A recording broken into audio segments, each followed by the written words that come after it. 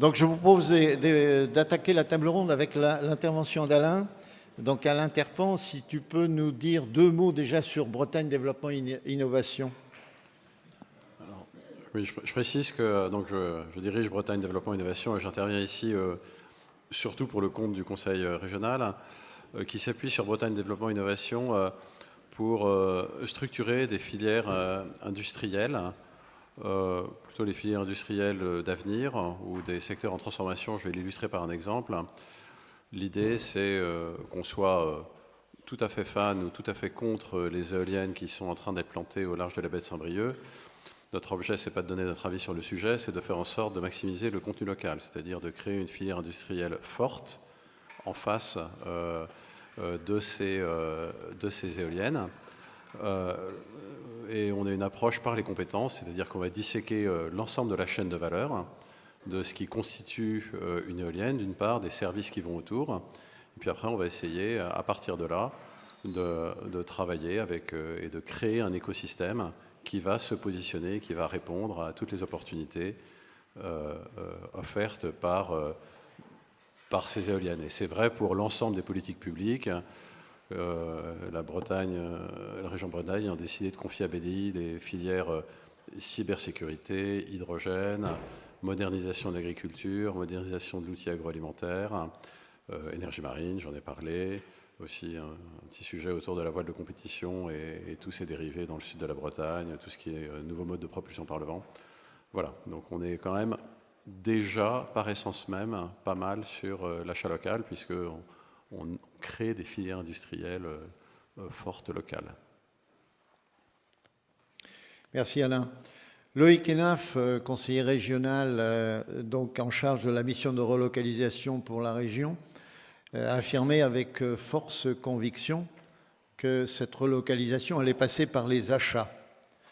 J'ai envie de te poser 2-3 questions. La première, c'est la région Bretagne a lancé une vaste démarche de relocalisation.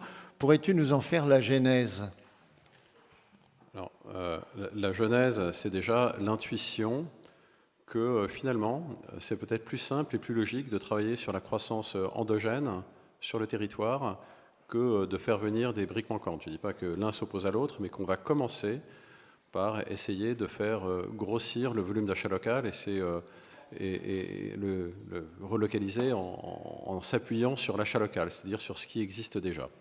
Ça, c'est le premier point. Ça ne s'appuie pas sur rien parce qu'il y avait déjà une première étude reloc qui a été lancée, Frédéric Duval, qui est là, était un des partenaires avec la région Bretagne, Produits en Bretagne et le groupe Arkea, pour évaluer déjà le potentiel de relocalisation par secteur.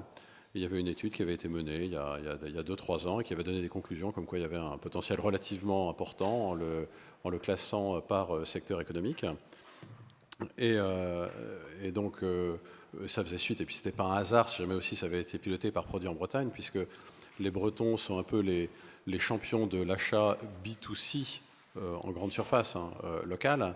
Et là, l'objectif, c'est plutôt de parler du B2B, c'est-à-dire de ce que vous, acheteurs, allez acheter. Mais déjà, la Bretagne, le consommateur breton est déjà celui qui achète le plus localement. Et il y a un certain nombre d'initiatives, notamment prises par Produits en Bretagne, qui ont contribué à ça. Et il y a une autre démarche qui est absolument essentielle, parce que les pouvoirs publics, on serait mal avisés de vous donner des conseils si nous-mêmes, on ne faisait pas le travail chez nous. Il y a un document cadre qui s'appelle le SPASER, que Céline connaît parfaitement, mais que j'aurais du mal à vous détailler. Mais toujours est-il que c'est la politique d'achat de la région. Et la région elle-même s'est dotée d'un objectif d'achat local de 75% sur le territoire breton, sur l'ensemble des achats que le Conseil régional donc, effectue dans le cadre de ses missions et de son fonctionnement. Donc, relocalisation par les achats, et on a trouvé un certain nombre de personnes qui étaient intéressées, et donc on a un groupe de travail Alors là, il faut que je lise pour être sûr de n'oublier personne. Il y a évidemment le MEDEF avec Frédéric qui est là, avec un certain nombre de ses branches, l'UMM, la BEA, la FFB, Produits en Bretagne bien sûr. Et là, je vois que Bretagne Commerce International, nos collègues sont dans le public et participent aussi à cette démarche. De même évidemment que les chambres de commerce. La Banque des Territoires, la DRETS, l'État en région nous appuie, et évidemment le CNA qui nous apporte toute cette connaissance, et notamment par rapport aux différents critères possibles des bonnes raisons pour vous de relocaliser. Ils ont fait des travaux assez exhaustifs sur lesquels on s'appuie aussi dans le cadre de notre sensibilisation. Voilà, et c'est une démarche finalement assez originale parce qu'on voit qu'il y a beaucoup de régions... quand on pense relocalisation, on pense réindustrialisation, et nous, ça viendra vraiment dans un deuxième temps. On est vraiment relocalisation par les achats, et on s'est fait appuyer par un certain nombre de personnes. Je ne sais pas si vous connaissez Anaïs Voigilis, qui parle beaucoup de réindus sur les médias et qui conseille un certain nombre de personnes. On s'est appuyé aussi sur le cabinet Goodwill Management, et c'est une démarche assez originale et qu'ils ont assez largement validée. Alors, à ce stade de cette démarche, qu'est-ce qu'on a appris? Alors, ce qu'on a appris, déjà, qu'est-ce qu'on a fait une fois qu'on a décidé qu'on faisait? On s'est dit qu'on n'allait pas commencer à faire un grand plan sans travailler avec des entreprises. Et donc, on a lancé un plan d'expérimentation avec une petite dizaine d'entreprises pour se dire, bon, on va parler d'achat local. Déjà, qu'est-ce que ça leur dit? Et si jamais on veut effectivement promouvoir l'achat local, comment est-ce qu'on va s'y prendre? Donc on a travaillé, on a fait un petit pilote avec donc ces entreprises. La Belle-Îloise qui est à mes côtés en faisait partie. Et on a commencé à regarder leur carnet d'achat, on a commencé à regarder leur potentiel et regarder si jamais on veut relocaliser, comment est-ce qu'on s'y prend, c'est quoi les problèmes qu'on a. Et en fait, déjà on a eu une première chose qu'on a apprise, c'est qu'avec toutes les entreprises avec lesquelles on a travaillé, on a découvert qu'il y avait un potentiel de relocalisation.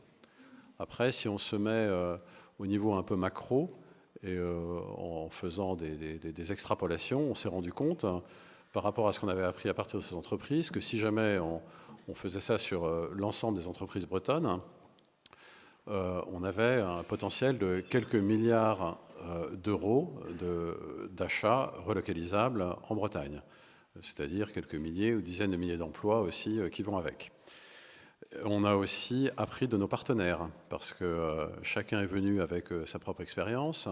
On a une branche du MEDEF, l'UMM, qui a mis au point une charte d'engagement sur l'achat local, qui avait des outils sur des indices d'achat local qu'ils calculaient. On a aussi appris des gens qui nous ont aidés. Je parlais des scientifiques qui ont appuyé notre démarche. On a été sensibilisé à ce qu'on appelle le TCO, le Total Cost of Ownership, qui nous dit, mais ça vous êtes beaucoup plus familier que moi avec ça, que finalement ce n'est pas le seul prix facial qui compte, et qu'il y a tout un tas de coûts induits, alors des coûts quasiment directs, les coûts de stockage, de logistique, mais il y a aussi des coûts de déconstruction, des coûts de RSE, les futurs coûts carbone. Donc il y a différents niveaux de coûts qu'on prend en compte et qui vont finalement militer en faveur de l'achat local. On a appris du CNA, j'ai eu l'occasion de le dire, puisque le CNA n'avait pas attendu la région pour se pencher sur ces problèmes. Et puis on a aussi expérimenté des petits formats. On a fait des réunions de sensibilisation. On en a fait une à Douarnenez, à l'échelle locale, pour essayer de rassembler les gens et de tester ce qui pourrait être les futurs formats de sensibilisation et de plan d'action. Et puis on a appris les premiers outils, et puis on a appris aussi à se connaître, à travailler en groupe. J'aurais jamais connu Alain sans cette démarche. Et on a créé une envie, je crois, de continuer. Merci Alain de ton éclairage. Et j'ai envie de te poser la dernière question. Et la suite, alors maintenant? Alors la suite, c'est maintenant qu'on a étudié, qu'on a regardé, qu'on a aussi monté des groupes de travail en interne avec tous les partenaires que j'ai cités. On a monté des groupes de travail sur 3 sujets. Le premier sujet, c'est la sensibilisation des directions et des directions des achats des entreprises. Un autre groupe de travail qu'on a monté sur... on s'est aperçu quand même, avec l'expérimentation qu'on a faite, on était un petit peu dans le dur. Finalement, chacun a des bouts de base de données, chacun connaît des fournisseurs, mais comment est-ce qu'on met tout ça ensemble? C'est un peu compliqué. Si jamais on veut vous aider, si jamais vous venez nous voir et vous dites bah, écoutez, voilà, moi j'ai un gros besoin, c'est je veux du coulis de tomates et j'aimerais bien le rapatrier en local. À qui on s'adresse? C'est quoi la porte d'entrée? Comment on s'organise? Et on avait un autre troisième groupe de travail où là, on parle de ce que j'ai mis en dernier dans la démarche, c'est-à-dire, et finalement, au bout du bout, les choses qui n'existent pas sur le territoire, est-ce qu'on n'aurait pas intérêt à les relocaliser et comment est-ce qu'on les relocalise? Alors, sur le premier axe de sensibilisation, on est en train de créer, enfin, en tout cas, c'est dans le plan d'action donc, qui va se dérouler sur 2024-2025. On est en train de créer une boîte à outils. J'ai parlé de l'indice d'achat local, du TCO. On va faire une calculette rapide à destination des acheteurs pour que vous puissiez éventuellement vous approprier ces outils et ces notions. On va faire aussi, on a essayé donc de faire ça à Douarnenez, on va le répliquer à l'échelle du territoire avec des témoignages de chefs d'entreprise et faire des actions locales sur l'intérêt de relocaliser. Donc là, c'est vraiment de la sensibilisation pure en s'appuyant sur les réseaux d'entreprises. Et il y a aussi tout un travail. Donc là, on a un certain nombre de partenaires que j'ai cités. On est tous ensemble montés en compétences sur le sujet, mais il y a encore tout un tas d'acteurs, que ce soit des chambres de commerce locales, que ce soit des chambres métiers de l'artisanat, que ce soit des pôles de compétitivité, des technopoles, enfin tous les gens qui accompagnent les entreprises. L'idée, c'est vraiment de les mettre à niveau pour que finalement tous vos interlocuteurs, parce que il n'y en a pas beaucoup chez vous qui connaissent BDI et qui viendront nous voir. Enfin, j'espère qu'à partir de maintenant, vous irez tous voir Françoise qui est là et qui saura vous donner les meilleurs conseils. Mais vous avez aussi des conseils de proximité et d'accompagnement. Et l'idée, c'est que tous les gens qui vous accompagnent soient à niveau sur le sujet. Donc ça, c'est le premier axe sur la sensibilisation.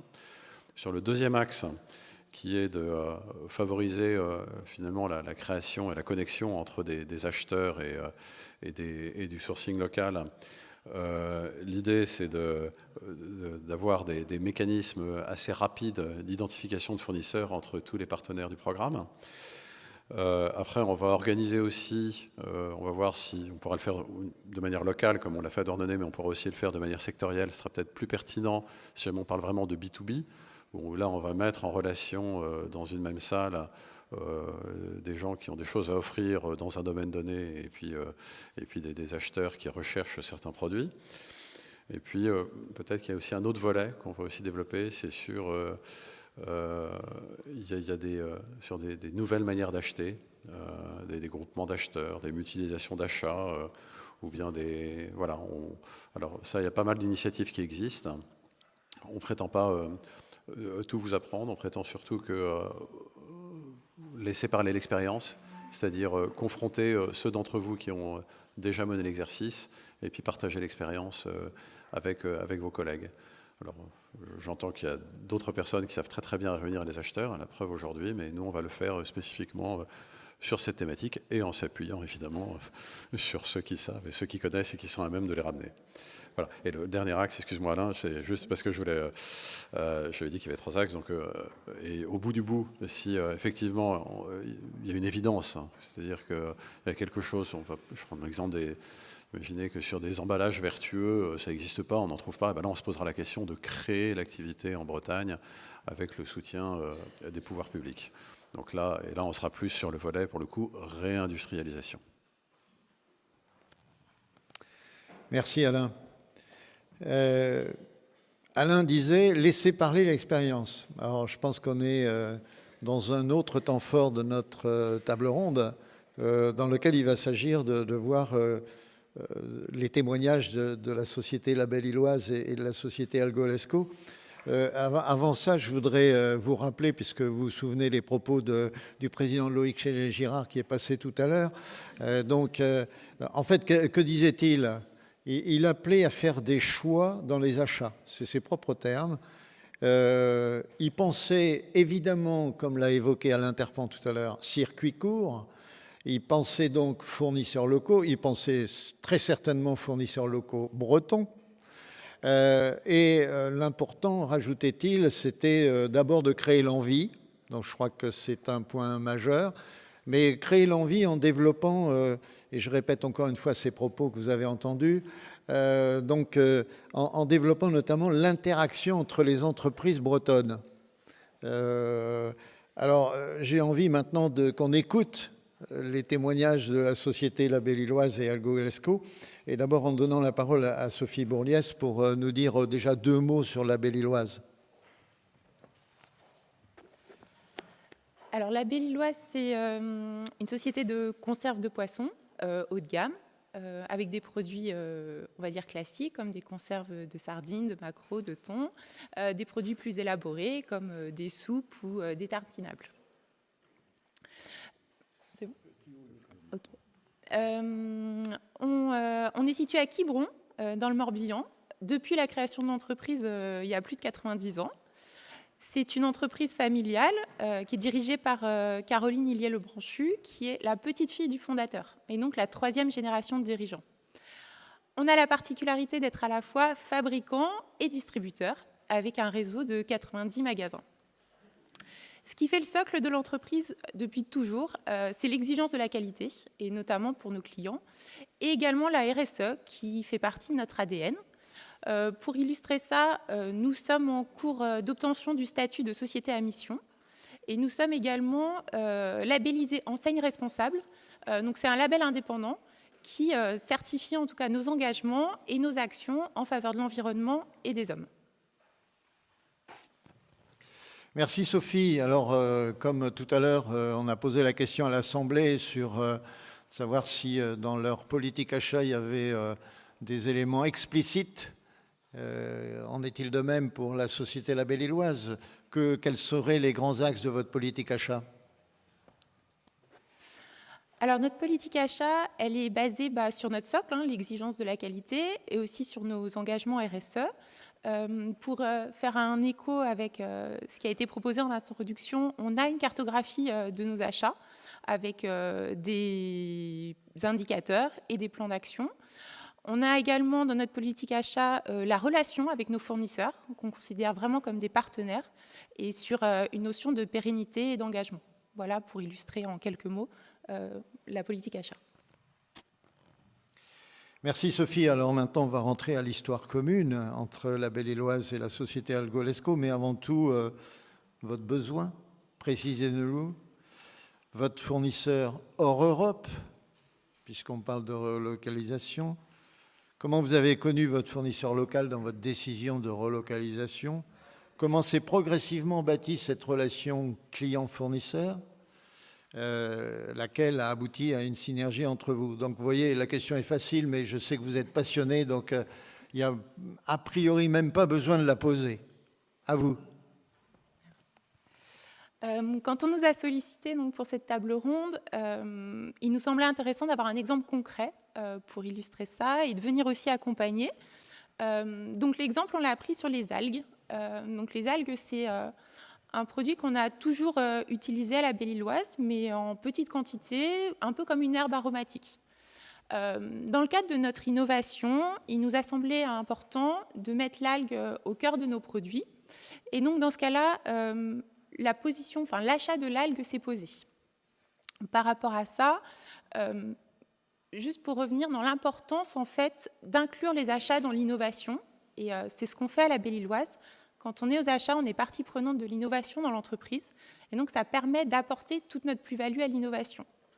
À partir du moment où on avait décidé de mettre en avant les algues, il était important de proposer un produit qui réponde à nos valeurs, à nos attachements, à notre socle.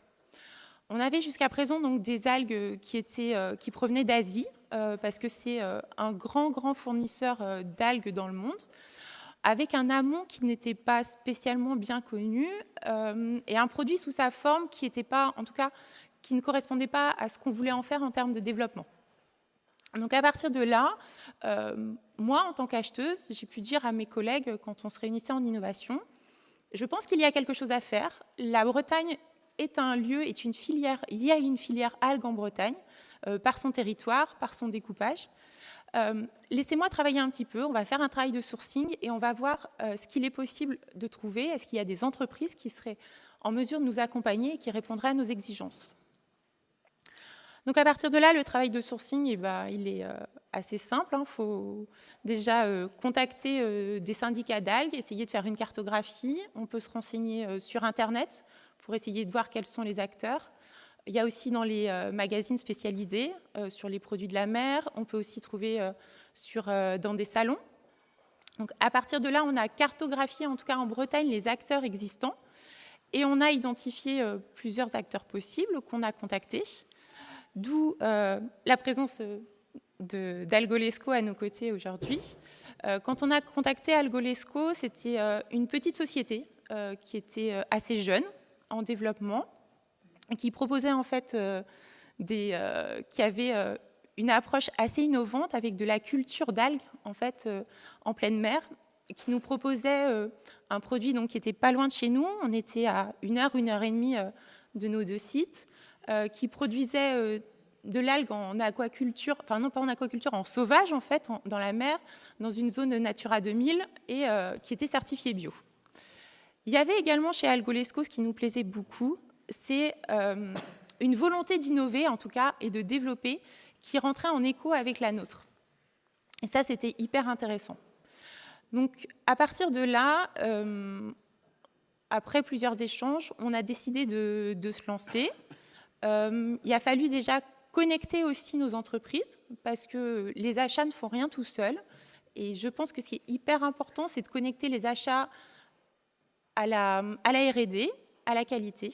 Et donc, on a connecté des hommes, en fait. On a connecté des hommes avec un grand H, des services ensemble pour savoir où nous, on voulait aller, où Algolesco voulait aller, et si on pouvait trouver, en tout cas, une synergie ensemble. Et c'est ce qui s'est passé. Donc, à partir de là, on était dans 2 sociétés, finalement, qui étaient en plein développement, on va dire, qui n'étaient pas matures. Nous n'étions pas matures sur le projet qu'on avait en tête. On savait qu'on voulait développer les algues, mais on ne savait pas exactement comment. Et on était avec Algolesco, qui était en plein développement, qui avait aussi cette volonté de développer, mais finalement, qui était toute jeune et qui était en pleine structuration. Et c'est là où, en fait, nos sociétés se sont connectées et où la synergie s'est faite. Voilà, c'est... Vous ressentez, moi j'ai ressenti beaucoup d'émotions, le mot est peut-être pas très bien choisi de ma part, quand on a préparé ensemble avec Sophie, parce qu'elle a rajouté d'autres aspects qu'elle n'a pas cités là et que moi j'ai là dans mon backup. Elle a cité quelque chose qui m'a paru vraiment très intéressant de rajouter. Une certaine fierté de la marque employeur pour le personnel La Belle-Îloise d'utiliser une algue qualitative bretonne. Alors ça, c'est, rappelez-vous, tout à l'heure, dans la litanie des 12 propositions qu'on vous a passées à l'écran, la marque employeur en faisait partie, et je trouve que là, c'est un élément fort. Il y a un autre aspect, sur lequel elle a conclu dans cette phase préparatoire entre nous. On ne parle plus de fournisseurs, on parle de partenaires. Et là, je pense que c'est la synergie qu'elle développait à l'instant dans ses propos. Voilà. On va rentrer maintenant, évidemment, à la société Algolesco avec Timothée Serraz. Quelques mots déjà sur sa société. Oui, donc bonjour, merci de votre accueil déjà. Algolesco, on sait déjà un peu plus, on est des producteurs d'algues, on est des algoculteurs.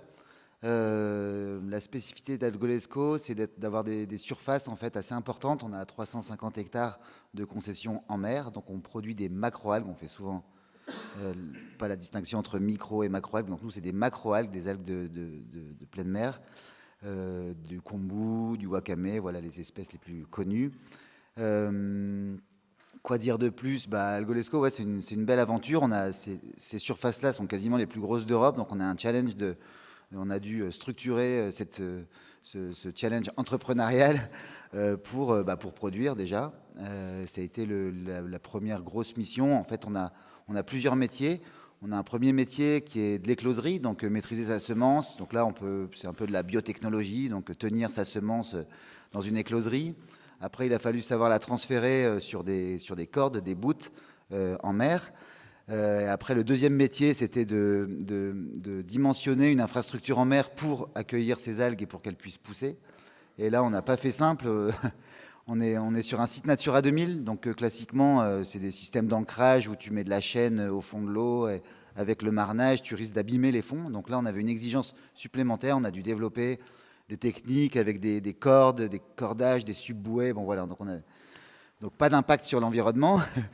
Et une fois que tout ça a été fait, on a fait pousser des algues, ça a marché. On a eu de la chance, on a une super équipe. Et après, là, on les a récoltés. On a appris à les récolter. Donc là aussi, développer des outils spécifiques pour faire ça. Donc on est un peu seul, en fait, Alors, en Bretagne, il y a une vraie culture de l'algue. Mais en milieu comme ça, on n'est pas vraiment offshore. On est à 2000 des côtes, mais on est sur un site très exposé. On a des conditions toniques. L'algue pousse pendant l'hiver, donc ça n'arrange rien. Voilà. Et juste pour revenir à l'histoire, alors il faut me dire, parce que moi je suis bavard, hein. Et là j'ai le micro. Non, mais pour revenir à l'histoire, après on a appris à les transformer. Là on a eu de la chance. Des Japonais sont venus nous enseigner, enfin sont venus nous rencontrer. On s'est beaucoup entendu, ils ont vu qu'on travaillait à l'endroit. Et ils nous ont vraiment transmis un savoir-faire. Voilà, donc là ça a donné une dimension tout autre à la société. Et c'est là qu'on s'est rencontrés avec Belle-Île-Oise. Ils sont arrivés à ce moment-là où on venait d'investir dans une chaîne de transformation spécifique. Et nous, on avait cette volonté en fait de positionner par nos territoires. On veut produire beaucoup d'algues. Et notre positionnement est vraiment B2B au service de sociétés comme la Belle-Île-Oise qui savent intégrer ces produits-là dans plein d'autres produits. Voilà. Alors, pour compléter vos propos, j'ai envie de vous poser la question suivante. Quand on a, comme avec Sophie, préparé ensemble votre témoignage, vous avez utilisé des mots simples, mais très forts, pour qualifier la qualité de la relation client-fournisseur, en l'occurrence avec la société, donc la Belle-Île-Oise. Pouvez-vous les partager avec nous tous aujourd'hui ? Oui, alors avec la Belle-Île-Oise, ça a été une belle rencontre. Ça a été simple, fluide. Ça a matérialisé, en fait, pour nous, le projet qu'on porte. Et ça l'a matérialisé de façon vraiment fluide. En fait, la force de ce rapprochement, ça a été de rencontrer le service achat, forcément, avec la R&D. On a eu des échanges. On s'est adapté, on a modifié, ils nous ont fait un vrai retour. En fait, la Belle-Île-Oise nous a fait grandir dans le cahier des charges, dans la maîtrise du cahier des charges pour avoir une proposition adaptée. Et en ce sens, c'était vraiment, enfin nous, ça nous a vraiment fait grandir. C'est un exemple, hein. Chez nous, on le prend toujours, l'exemple de la Belle-Île-Oise, pour expliquer en fait le positionnement d'Algolesco. Et juste le petit mot par rapport à la thématique du jour, c'est nous, on n'en parle même plus, mais on a beaucoup de chance par ce métier, en fait, de l'algue, dans le sens où on prend la semence à côté du champ, là, des concessions, là où elle pousse, donc on récupère la semence dans le milieu naturel, on la bichonne 3 semaines dans une écloserie, on la remet dans son milieu naturel, et cette biomasse, en 7 mois, pousse avec le soleil et les nutriments contenus dans l'eau. Il n'y a pas d'eau douce, il n'y a pas d'intrants, on n'utilise pas d'eau douce. Enfin, c'est assez puissant, en fait, comme cycle vertueux pour la production. Après, nous, l'enjeu, c'était de faire un produit bon. Et Belle-Île-Oise, c'est l'honorer. Bon, on a compris dans le témoignage des deux sociétés que la confiance était là dans la relation entre ces deux sociétés. Cette relation de confiance, elle doit conduire, de mon point de vue, à un développement de business mutuel. Alors, est-ce que c'est le cas grâce à ce produit ? Je vais passer la parole peut-être d'abord à Sophie. Merci. Oui, c'est le cas. Et je reviens sur le choix d'Algolesco et pourquoi c'est source de développement pour nous. On a à cœur de proposer donc un produit qui est bon à nos clients. Quand on dit bon, il y a 3 volets. C'est bon pour la santé déjà, parce que nous, on propose des produits alimentaires et la santé passe par l'alimentation et les algues répondent en fait à cette recherche de santé. Bon pour la planète aussi. Et Algolesco, par son mode de culture, par ses actions, répond aussi à ça. Et puis bon, ce que disait Timothée, c'est on veut un produit qui a du goût et qui est bon, parce que voilà, on pense que manger sainement, c'est bien, mais se faire plaisir, c'est aussi hyper important. Et donc, on a trouvé ces 3 éléments-là chez Algolesco. Quand on a commencé à travailler ensemble, c'est une prise de risque pour chaque entreprise, en fait. Nous, c'est une prise de risque parce qu'on commence à travailler avec une entreprise qui était jeune, qui se développait, qui n'était pas aboutie dans son offre, mais dans laquelle il y avait énormément de potentiel et sur laquelle il y avait cette envie d'innover. Je pense qu'Algolesco aussi a pris ce risque avec nous parce qu'on ne savait pas trop non plus où on allait. Et eux nous ont apporté, en tout cas, leur savoir-faire et leur intention d'innover pour nous proposer, en tout cas, des produits qu'on pouvait mettre en œuvre. Et donc, à partir de là, on peut se dire que ça a été vraiment gagnant pour chacun parce qu'on a développé des produits qui sont bons. On a maintenant un tartare d'algues qui fait partie de nos best-sellers, alors qu'il est assez récent. Et on a gagné un partenariat, parce qu'on a une volonté en fait de continuer l'innovation. On se rend compte que Algolesco, par ses contacts sur le Japon, par sa volonté en tout cas de produire tout le temps des choses différentes, va nous apporter énormément sur un potentiel innovation dans les années futures. Merci beaucoup.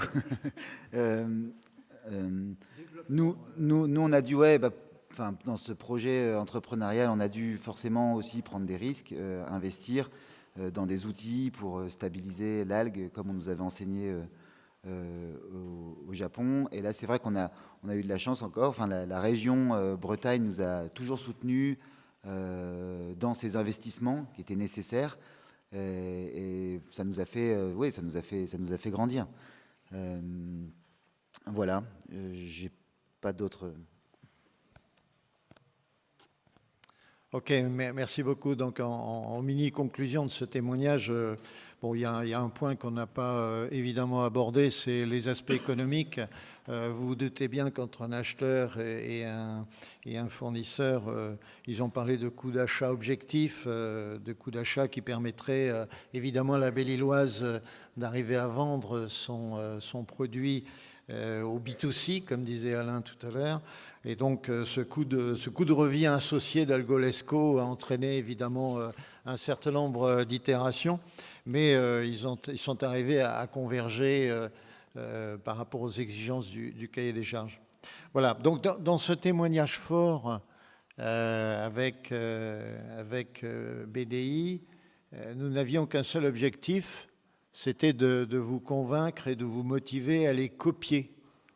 Donc, je ne vais pas vous donner l'adresse électronique de Sophie et de Timothée Serraz, mais n'hésitez pas à les copier. Vous avez senti que la confiance s'était créée au fil de la démarche de sourcing.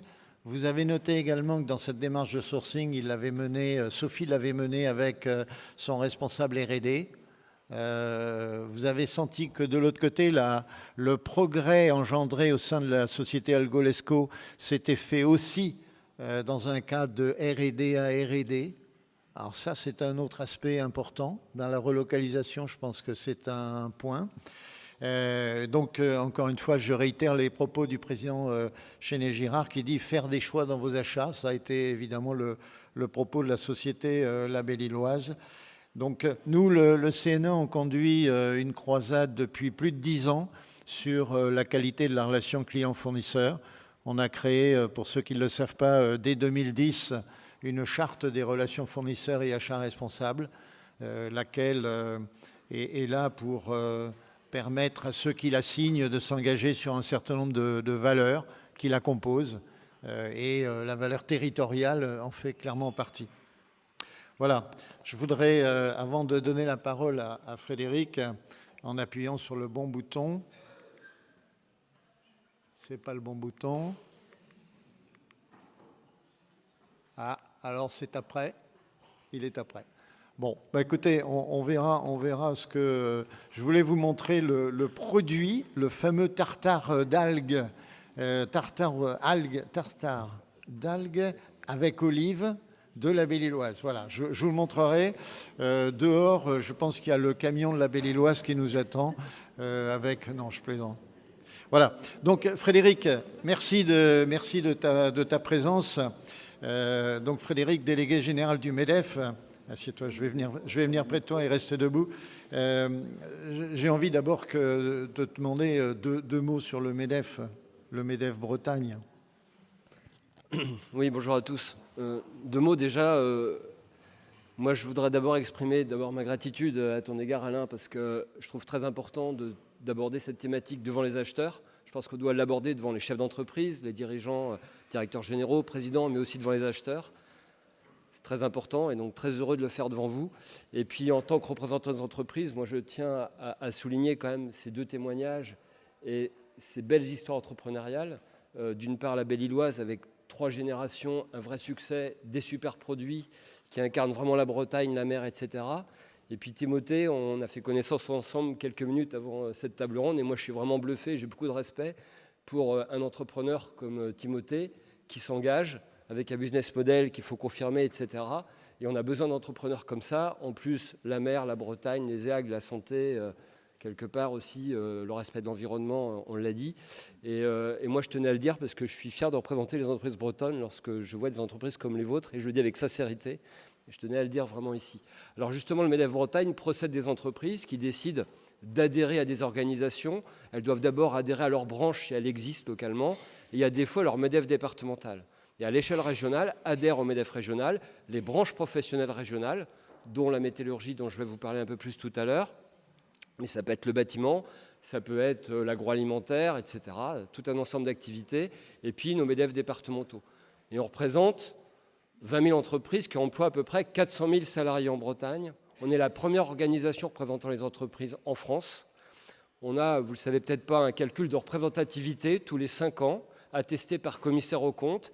Et nos adhérents emploient la moitié des salariés français, 9,2 millions sur les 18,4 millions que compte la France. Et c'est assez contre-intuitif, donc je tiens à le dire. 30% des adhérents du MEDEF sont des entreprises de moins de 11 salariés. 30% moins de 11 salariés. Et 98% de nos adhérents sont des PME ou des TPE, donc des entreprises de moins de 250 salariés. Et donc on est à l'image du corps des entreprises en Bretagne ou en France. Et je tiens à dire qu'on n'est pas des ultralibéraux. On sait très bien que le marché ne peut pas satisfaire toutes les aspirations sociales et qu'on doit trouver un équilibre entre justement la liberté entrepreneuriale, la liberté contractuelle et des mécanismes de prélèvement pour satisfaire les dépenses publiques auxquelles on aspire. Donc je tenais à vous préciser tout ça parce que voilà, on peut parfois nous caricaturer, donc ça me semble important de le dire. Alain Terpan, tout à l'heure, nous a présenté dans son intervention donc cette démarche. Et j'ai envie de te poser la question, toi, en tant que MEDEF Bretagne, quel est l'intérêt que tu y vois? Alors, derrière la relocalisation, il y a avant tout la question de la réindustrialisation. Et quel est aujourd'hui le panorama de la réindustrialisation? Il y a un rapport qui a été produit par Louis Gallois, à la demande de Jean-Marc Ayrault, qui est le Premier ministre, comme on le sait, de François Hollande. Et ce rapport a été rendu public le 5 novembre 2012. Et dans son rapport, Louis Gallois précisait que tous les 10 ans en France, on perdait 700 000 emplois industriels. Et il avait des phrases extrêmement dures sur la situation de l'industrie en France, de cette perte de compétitivité et des conséquences que ça pouvait avoir sur le corps social. Et il a préconisé une chose, c'est de réduire de 30 milliards d'euros les prélèvements sur les entreprises. Louis Gallois, il a plutôt un parcours à gauche, hein. Ce n'est pas un ultralibéral. Et pour autant, lorsqu'il pose le sujet, il dit voilà, on a trop de prélèvements. Et donc il faut les réduire.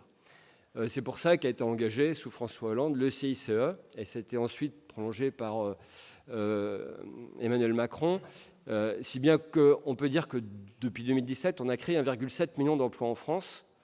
La question est de savoir jusqu'à quel point ça irrigue l'industrie. Mais on considère aujourd'hui que l'industrie conditionne le niveau de vie d'une population. Un pays industrialisé, c'est une population qui a un meilleur niveau de vie. Un pays qui perd son industrie, perd de son niveau de vie et quelque part de son rapport à la société, de son rapport à la démocratie et de son rapport à l'avenir. on observe que la carte du vote populiste en France, il est calqué sur la carte de la désindustrialisation. Et donc, il est très important, collectivement, de faire en sorte que l'industrie puisse recouvrer sa compétitivité, parce qu'effectivement, c'est de l'emploi, c'est du niveau de vie, c'est de la capacité à financer les dépenses régaliennes et aussi les dépenses sociales.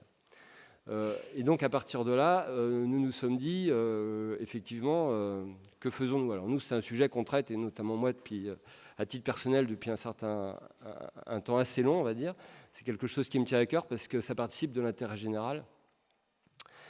Et puis, il y a aussi un autre élément, c'est celui, effectivement, du respect de l'environnement. Produire en France, c'est produire moins carboné. Parce que 93% de notre électricité, par exemple, est décarbonée en France, ce qui n'est pas le cas des autres pays, parce que notamment, on a beaucoup investi sur le nucléaire. Vous savez qu'aujourd'hui en Chine, il y a 300 centrales à charbon qui sont en cours de construction. Et leur puissance cumulée est équivalente à la puissance électrique française. Et donc ça veut dire que dans 6 mois, 1 an, on aura toute cette puissance-là qui émettra des gaz à effet de serre. Qui sont pas, alors j'en profite parce qu'on est à l'école de la chimie, qui ne sont pas des polluants. Les polluants, c'est le dioxyde de soufre, dioxyde de carbone, les particules fines, les gaz à effet de serre, le CO2 ou le CH4, le méthane, ne sont pas des polluants. Je veux bien le préciser parce que je trouve qu'il faut bien nommer les choses. Il y a les émissions de gaz à effet de serre et les émissions polluantes. Mais le charbon, effectivement, lui, joue sur les 2 tableaux. Et donc, il y a cette dimension environnementale. Si on produit en Bretagne, si on produit en France, effectivement, il y a un meilleur respect de l'environnement au niveau de la production, puis aussi au niveau de l'acheminement, évidemment. Merci Frédéric. Alain, dans ses propos, parlait d'une initiative de l'UIMM. Pourrais-tu nous en dire un peu plus? Tout à fait. Alors, donc l'UIMM, c'est l'Union des industries et des métiers de la métallurgie.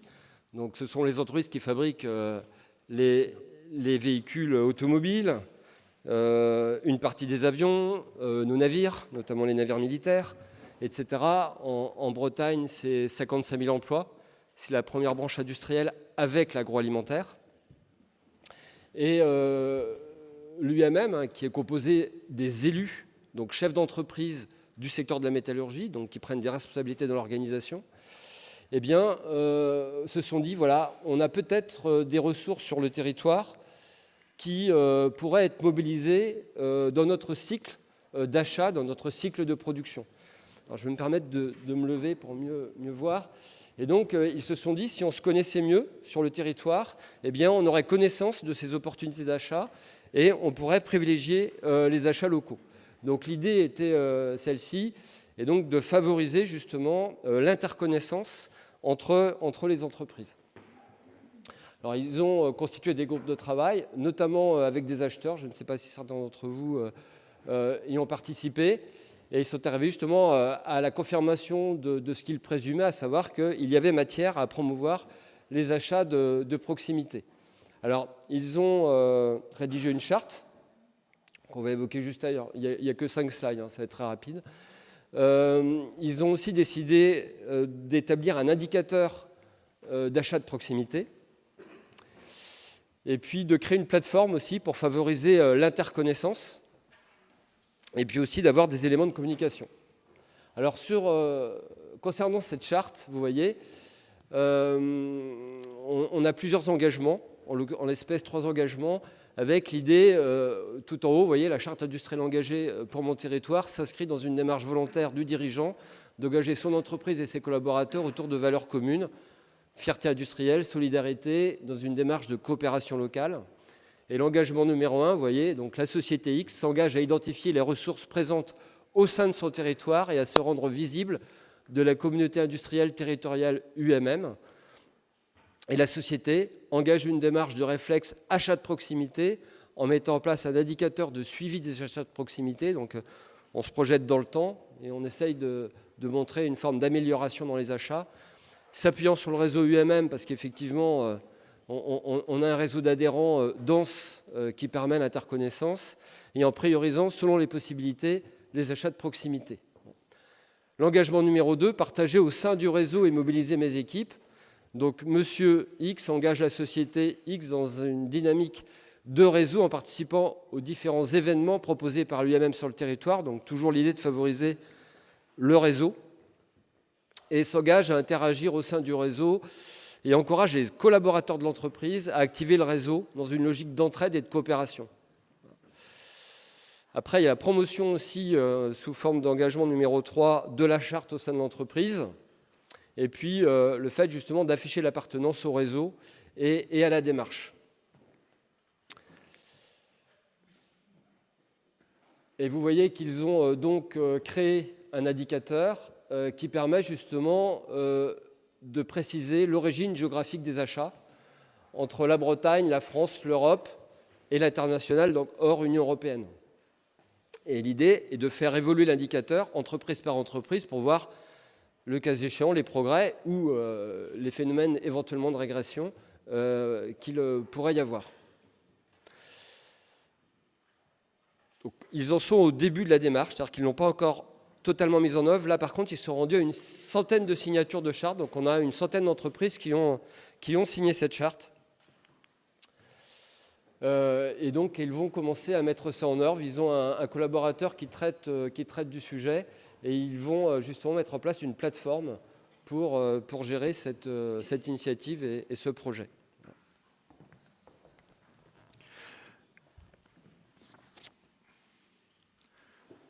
Grand merci Frédéric de cet éclairage qui me fait le lien avec la conclusion de cette table ronde.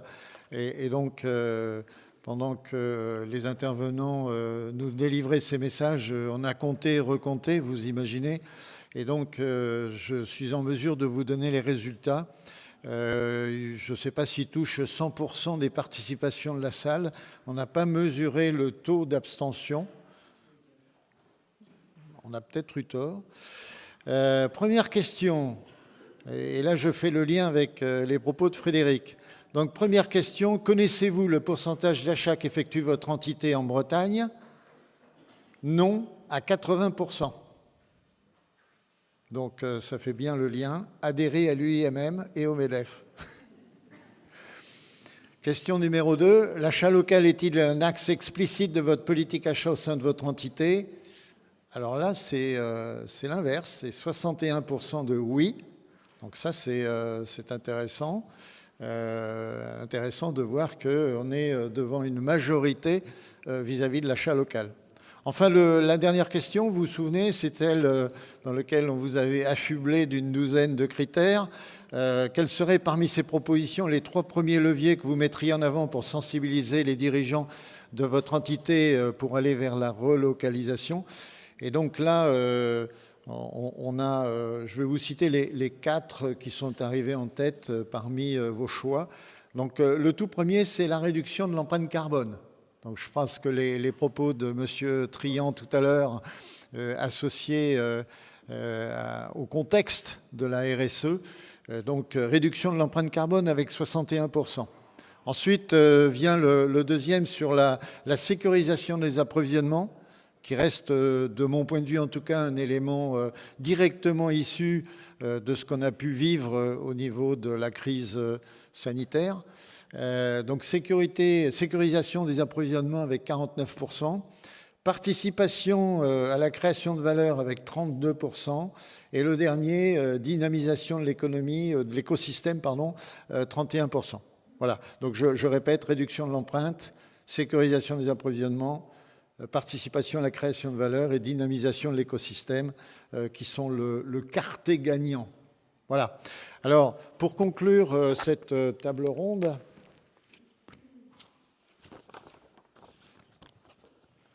je vous rappelle un petit peu l'objectif commun qu'on avait à la construire avec chacun des intervenants. Cette table ronde, c'était relocalisons en Bretagne. Donc relocalisons en Bretagne, c'est d'abord, vous l'avez senti, c'est d'abord contribuer à créer une dynamique.